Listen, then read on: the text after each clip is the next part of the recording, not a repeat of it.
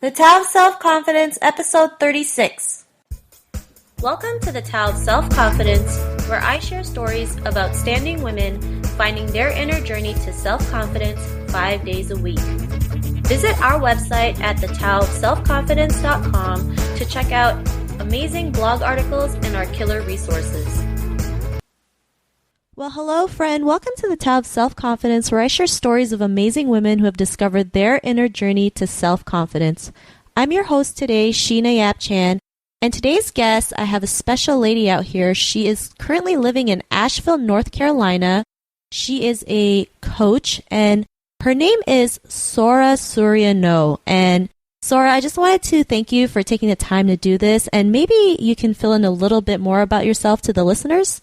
Absolutely. Thank you so much for having me. I'm really quite delighted to be here. So yes, I'm a coach. I'm an intuitive business coach that works with women around their soul paths and how they have one place where they have come from and journeyed and understood that there was a lot of challenges, moved through it, and now is a place of service. So I go around the world and I travel and I lead women's circle trainings to help women understand how they can incorporate the idea of circle and ritual and ceremonies into their offerings as an entrepreneur. And then I lead women on sacred retreats in Peru so that they learn all about magic and energy work in conjunction with leading their own retreats. So that sums up what I do. Wow, that sounds awesome. Going to Peru too. I mean, I've always wanted to check out Machu Picchu. I hope I said that right. You said it absolutely right. And it's quite a beautiful, spectacular, sacred spot. It's powerful.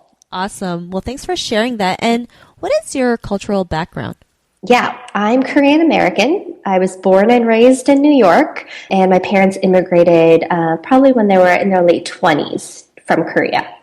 Nice. Have you ever been to Korea yet? I have. I've been there 3 times, but I'm such a seeker of life and culture that there's so many places I want to visit, so it's been a while since I've returned. Awesome. That's another place I'll have to check out soon. So, Sora, in your, I just wanted to ask you, what would be your favorite self-confidence quote? Ooh, my self-confidence quote. I think for me, it's kind of a motto, an affirmation that I use all the time. And that is, all creatures are wild and free. And for me, I add in another word. And for me, I believe that all beings are wild, free, and calm. Nice. I like that. Sometimes we have to learn to be wild and free so we can attract the right things into our life, because when we limit ourselves to certain things, then we're not getting the things that we want. So I really appreciate that. And in your own words, how would you define self-confidence? Absolutely. Self-confidence is one that I had been working on for a really long time. 1, I think culturally, and 2, just around some of the experiences I had when I was a child that caused me not to have any self-confidence. And so for me, self-confidence is really being able to tap in very deeply to understanding who I am, what's my voice, so what's my truth, being very empowered to state my truth and live a life that I know is in full alignment with my soul. And so from that place, I can be confident. I love that. Being aligned with, your spirit, your soul, and mentally really does help you have that self-confidence in you. So I really love that definition you mentioned. And so you mentioned when you were a child, you didn't really have that self-confidence. Was that how your life was like before? Absolutely. For a really long time. I would probably say up to about 2 years ago, I was still wavering in a lot of ways. So in Asian culture, for myself anyway, there was a lot of making sure that everyone was feeling okay. And so ensuring that everyone else's best interest is to play. And so I wasn't having any confidence around what I desired. It was more around feeling into the community, the collective, my parents, my friends. And so there was a lot of feeling of being lost in me, and then really hesitant around using my voice to be empowered and to state what it is that I needed was hard as well. And so from that place, it was then very murky to understand what it is that I desire to do in my life. So I dabbled in so many things with this underlying voice in me that said I needed to have a professional job and I needed to be very lucrative and be, quote, successful by making a lot of money and all of those things. And I did everything that I was supposed to. I went to an Ivy League school. I was in finance. I worked in business. I was a teacher, like all of these, quote, professional jobs that made me seem very well, highly qualified. And at the same time, there was always this voice within me that hesitated around it because I knew that there was more to me than just that, but it was quite different. And so I kept on losing more and more of my self-worth and confidence over the years because I wasn't aligned with my vision.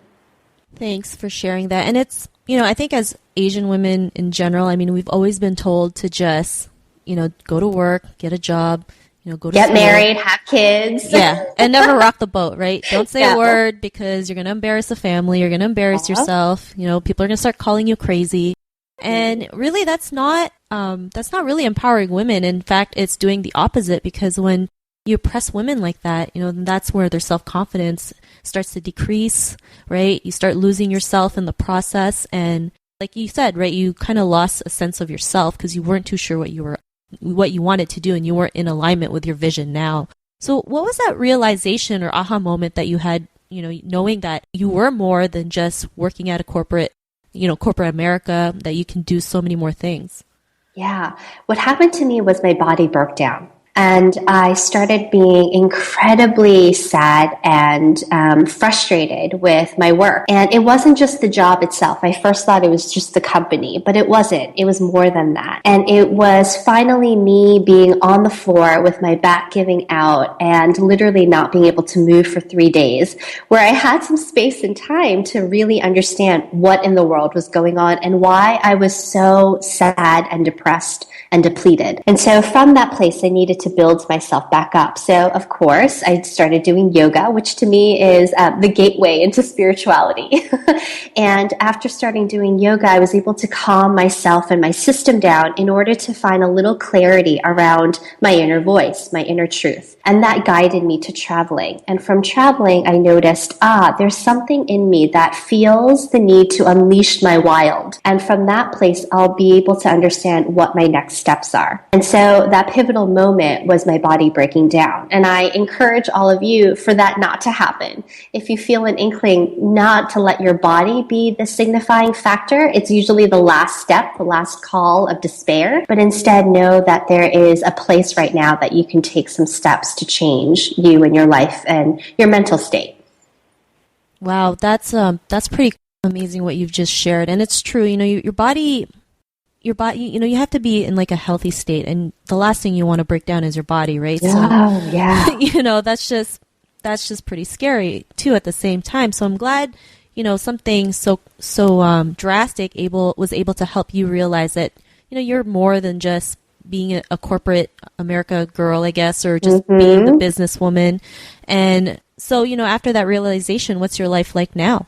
It was great because I finally listened. 6 months later, I started traveling. And so I did listen to my intuition. And so now what my life looks like is I'm a woman, I'm an entrepreneur. I travel the world and I do trainings in different cities and I call in women and I continuously build a global tribe of women who are soulful feminine leaders who desire to create and make great impact in the world by first working on themselves, being very upfront with what their shadows are so that they can move through them, and then using those lessons to then authentically be out there in the world, sharing their message and teaching their gifts.